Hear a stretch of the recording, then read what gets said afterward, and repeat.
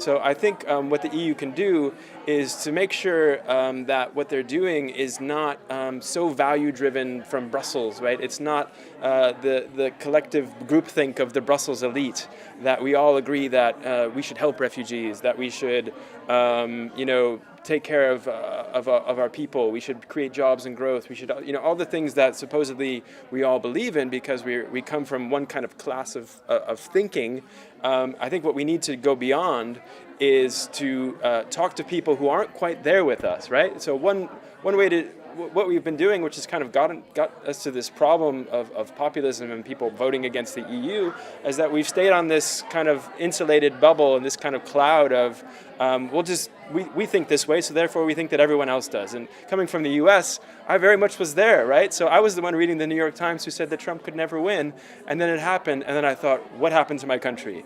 And that was a huge turning point for me, which I think is happening in Europe, where people are realizing I could continue thinking what I'm thinking. I can find lots of people who think like I think, but if I stay with those people and ignore the rest, there will be disastrous consequences.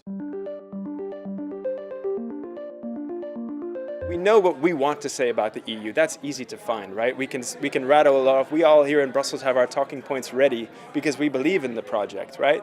So the only way we're going to know what will resonate with this middle is to go find out, right? And I heard from the event tonight that we have focus groups happening with the Commission, that they're bringing in people randomly on with Macron's idea to figure out what people actually think, what's on their mind. And I think we need to do more of that, right? And it's uncomfortable because what we might find are things that we are uncomfortable with, that they think things that we don't think, and that it's such a red line value-wise that we as individuals want to step away and say, I don't want to be around you, right? But then we're doing the whole project a disservice because the project is not just our project. It has to be everyone's project. So we have to be able to meet them where they are and give them something that resonates with them. We won't be able to decide here which messages are going to work. It's a case-by-case basis, right? So we need to figure out the audiences that we can move, like who are the segments within that middle, and then what specifically is going to resonate with them.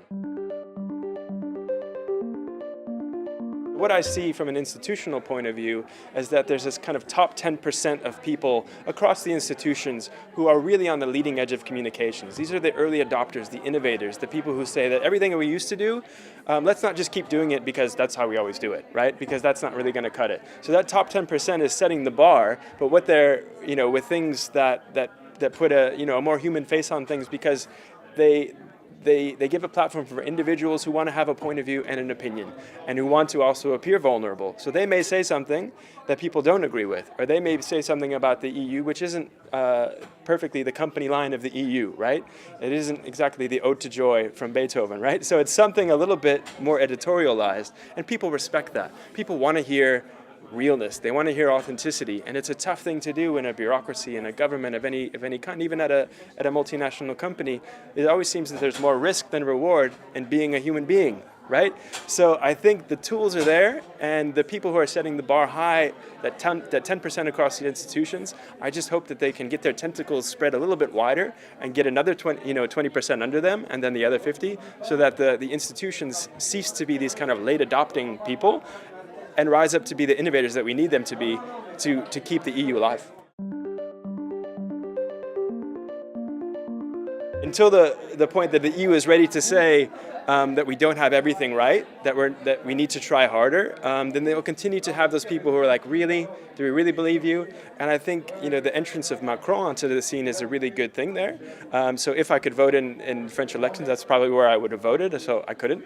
But this idea that the EU has to reform and that they have to show that they're doing something different, I think is a winning idea. So people need to see that with everything happening in the world, that Brussels is not going to do business as usual. They're not going to wait 5 years to catch up to this sentiment that's happening. They're going to do something now, and that the leaders from the top will force them to do that. So let's hope that the Macronite idea takes hold.